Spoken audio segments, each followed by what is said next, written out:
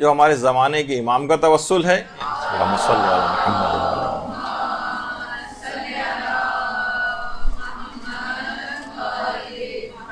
ان کا توسل بھی لازمی ہر دعا کے شروع میں اختیار کیا جائے۔ آیت اللہ بہجت یہ فرماتے تھے کہ اصلاح نماز پر ہی تمام ظاہر اور باطن کی درستگی کا انحصار ہے، یعنی جتنی آپ کی نماز اچھی ہوگی اتنی ہی آپ کی ظاہری اصلاح بھی آپ کی ہوگی اور باطن کی اصلاح بھی ہوگی۔ فرماتے ہیں نمازوں کو شروع کرنے سے پہلے حضرت حجت سے توسل اختیار کرو اور پھر نماز شروع کرو۔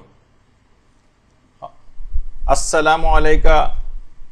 یا ابا عبداللہ الحسین تو ابھی آپ نے اس سے پہلے سنا، اس کے بعد ایک سلام امام زمانہ کو بھی کر لیا جائے نمازوں کو شروع ہونے سے پہلے۔ وہ فرماتے تھے، جو کہ زیارت جامعہ کا جملہ ہے نا کہ بموالاتکم تقبل الطاعۃ المفترضہ، کہ آپ کی ولایت ہی تمام واجب عبادتوں کی قبولیت کا آپ کی ولایت کے اوپر انحصار ہے۔ تو وہ فرماتے تھے کہ ہماری تمام جو واجب عبادتیں بھی وہ بھی ولایت ہی کے ذریعے قبول ہوتی ہیں۔ تو امام زمانہ سے توسل اختیار کیا جائے اور اس کے بعد پھر نماز شروع کی جائے۔ اور آیت اللہ کشمیری، آیت اللہ سید عبد الکریم کشمیری یہ فرماتے تھے کہ امام زمانے سے توسل پیدا کرنے کا بھی ایک طریقہ ہے، جیسے کہ ابھی آپ نے امام حسین کے سلسلے میں سنا۔ وہ فرماتے تھے ایک تو زیارت آل یاسین، اگر آپ دعاؤں سے پہلے آپ زیارت آل یاسین اگر پڑھ لیں اور اس کے بعد ایک جملہ کہیں، المستغاث بک یا ابن الحسن والمستعان بک یا ابن الحسن، یہ جملہ کہیں اور اس کے بعد کہیں یا صاحب الزما ادرکنی یا صاحب الزما اغیثنی، یہ جملہ اگر آپ کہیں تو فوراً حضرت امام زمانہ علیہ السلام سے توسل پیدا ہو جائے گا اور اس کے بعد ان کے حوالے سے جو دعا کرنی چاہیں کریں اس جملے کو پڑھنے کے بعد۔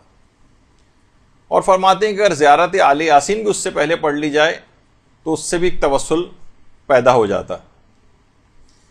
اور یہ بھی فرماتے تھے آیت اللہ سید عبد الکریم کشمیری کے روزانہ ایک مومن کو چاہیے، اصولاً ہمارے پاس ٹائم نہیں ہے ہم لوگوں کے پاس امام زمانہ کے لیے، کہتے تھے کہ روزانہ خلوت میں 1 گھنٹہ امام زمانہ سے بات کرے۔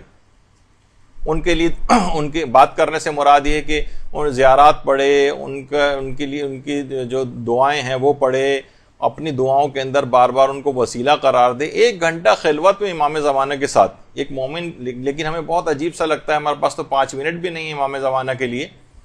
اپنی گفتگو میں ہم امام زمانہ کا تذکرہ نہیں کرتے، تو یہاں تک فرماتے تھے۔ تو اور بعض علماء تو یہ فرماتے ہیں کہ شب قدر میں اپنی تمام دعاؤں کو اگر انسان بھول جائے اور فقط صرف ایک دعا حضرت حجت کے ظہور کی دعا اگر وہ شخص کر لے تو یہ اس کے تمام مسائل کے حل کے لیے کافی، کوئی اور دعا نہ کرے، نہ اپنے لیے نہ کسی اور کے لیے مثلا، اور فقط حضرت حجت کی دعا کے لیے دعا ان کے ظہور ہو جائے، ان کا ظہور ہو جائے، بار بار اس کی تکرار کرتا رہے تو تمام دنیا کے مسائل کے حل کے لیے اس کی یہ دعا کافی۔ تو بہرحال یہی وجہ ہے کہ آیت اللہ عبد الکریم کشمیری یہ بات بھی جملہ ارشاد فرماتے تھے کہ جمعے کے دن عصر کا جو وقت ہے اور ہفتے کی جو شب ہے، وہ فرماتے تھے کہ یہ بہت غمگین وقت ہوتا ہے۔ جمعے کے دن عصر کا وقت اور ہفتے کی شب کا جو وقت ہے، وہ فرماتے ہیں بہت غمگین وقت ہے کہ تمام شیعوں کے اعمال ان اوقات میں امام زمانہ کے حضور پیش کیے جاتے ہیں اور ان کے اعمال کو دیکھ کر جو برے اعمال ہوتے ہیں امام افسردہ اور غمگین ہو جاتے ہیں، لہٰذا یہ وقت ہی بہت غمگین ہے۔ زیادہ تر افراد جو شیعوں کے اندر ہیں وہ اس قسم کے اعمال انجام دیتے ہیں کہ امام اکثر و بیشتر ان کے اعمال کو دیکھ کر غمگین اور رنجیدہ ہوتے ہیں کہ وہ وقت ہی تقریباً غمزدگی کا ہو گیا ہے۔